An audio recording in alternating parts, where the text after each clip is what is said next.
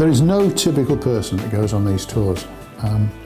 You'd love to be able to pigeonhole them, wouldn't you? You'd like to say that they're anoraks or that they're, you know, of the same type, but they're not. I mean, they range from, you know, we'll have fathers and sons can be as young as 12, 13, 14, up to whole families that might go on these tours, or maybe it's a husband and wife, or maybe it's just an individual, and you know, they can range from, as I say, they can be in late teens all the way up to you know, retirement.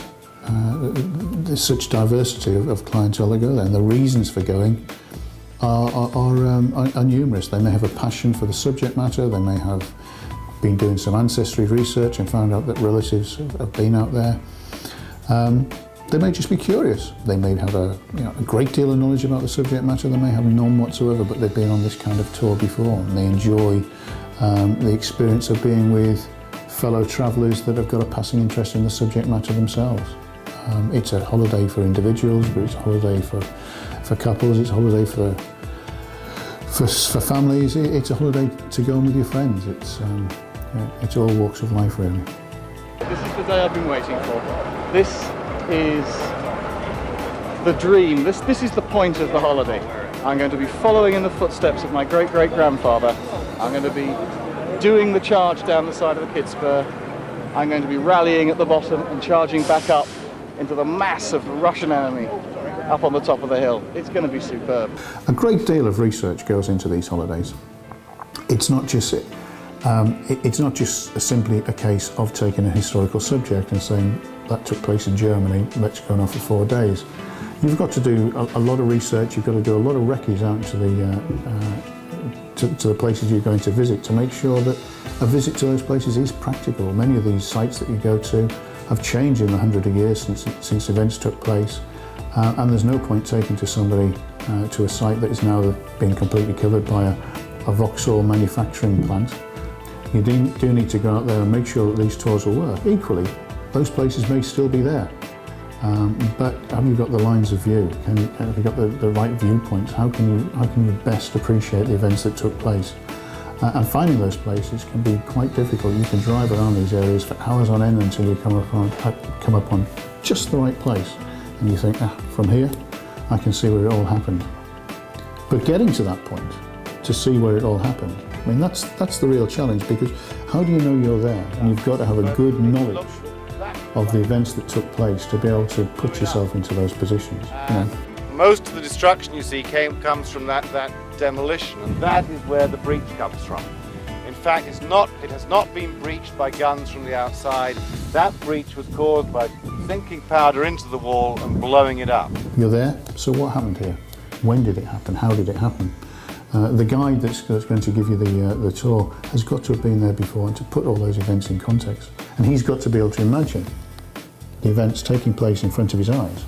Well, I'm roughly at position of gun number 2, according to our artillery experts, in which case I would be viewing the 11th Hussars coming in obliquely from the Fedukhin Heights, going to outflank the battery on my right. There's some debate about how far down the valley the gun battery would be spaced, but we appear to be covering the main exits to the valley, both up on the Fedukhin here and down there towards the Chennaya. It's a strange sensation, actually. These guys would be watching 600 odd cavalrymen line to line coming in at them at full gallop. I don't think I'd like to be in the position. I've actually been next to some Napoleonic cavalry reenactors, and I've been shoulder to shoulder with horses pulling up very quickly, and it is a pretty frightening experience. I wouldn't want to be on the receiving end of it. One of the great things of being out on the battlefields is the ability to be able to explore them. At Talavera, for example, you're able to walk the length of the Median Hill towards the French positions on the Cascahal, to be able to look down on the Portina Brook, and to really imagine what the confused fighting must have been like the night before the battle itself happened. From those forward positions, you can imagine the fraternisation that took place between the French and the British during and after that battle. The time of year that we go, which is generally in the May time and September time, it's not too hot, but remembering that battle took place towards the end of July. And you can just imagine the real extreme conditions that the soldiers themselves had to endure, and why the Portina Brook itself was so important to be able to get themselves some succour and some refreshment during and after that battle, and why fraternisation itself could take place. A visit to Salamanca is a great experience. Salamanca was one of the great encounter battles. It's as General Foy, a French commander, said, it elevated Wellington to the levels of Marlborough.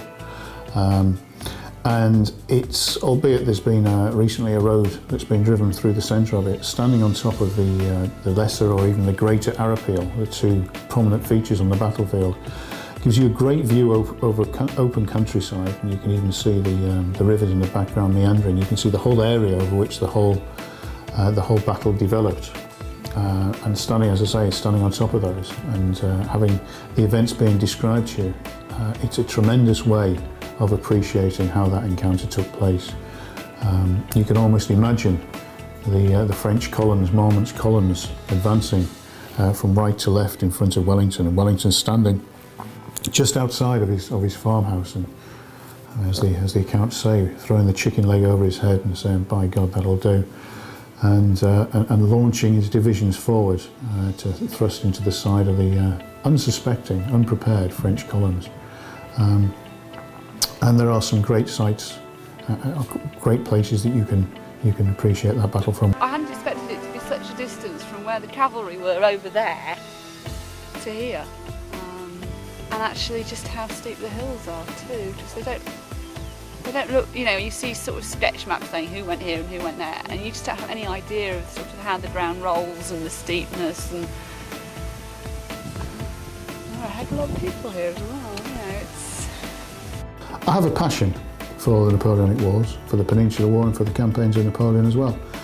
And sometimes I'll indulge myself and allow myself to go out and lead some of those tours. And sometimes I'll bring in other experts. And certainly when we look at tours outside of those periods of history, such as the Crimean War, the First World War, the Second World War, I'm very grateful for access to a great wealth of great experts, really amiable, approachable experts, full of knowledge and full of the ability, like myself, hopefully, that can bring history to life, that can put you on the spot and bring those characters from history out of the ground and recreate those events from all those years ago.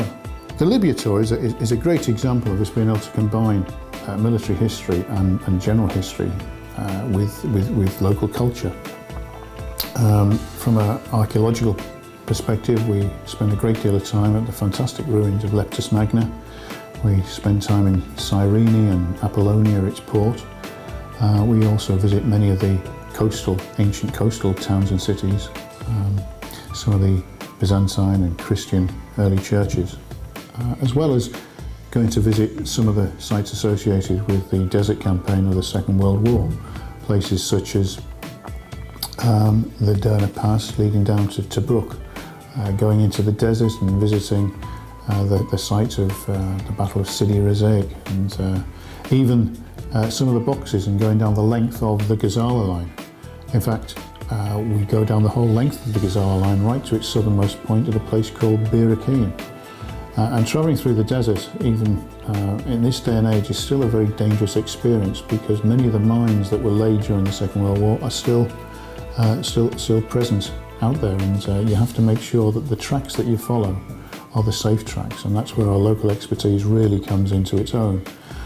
These chaps know the desert like the back of their hand, and we know that when they're taking us to places like Bir Hakeim, that they're following the safest routes. And of course, when you get to Bir Hakeim, it's just like as if the French had left there yesterday. You can still see much of the debris that's strewn around, the empty jerry cans, barbed wire, the ration cans. It's eerie, like as if they were just here yesterday. The desert has preserved much of that debris very, very well. And it's a great spot for us to go and have a picnic, having travelled through the desert. You're right at the southernmost end of that line, and for the Free French, it must have been a desperate last stand that they took as Rommel's forces outflanked them to the south, and suddenly they found themselves virtually surrounded. And you really get a great appreciation of what a desperate fight that was. Going around these great moments of world history, I like to say we bring history to life. And that's actually what happens if the job is done well. And I like to think I do it well with my clients, and the experts and the guides that we employ at the Cultural Experience in their various fields do the same thing for our clients. In fact, I know they do from the reports that we get back. And yeah, if you've not tried it, I certainly urge you to go out there and have that experience, that epiphany. Time travel? Yeah, I suppose it's time travel. It is.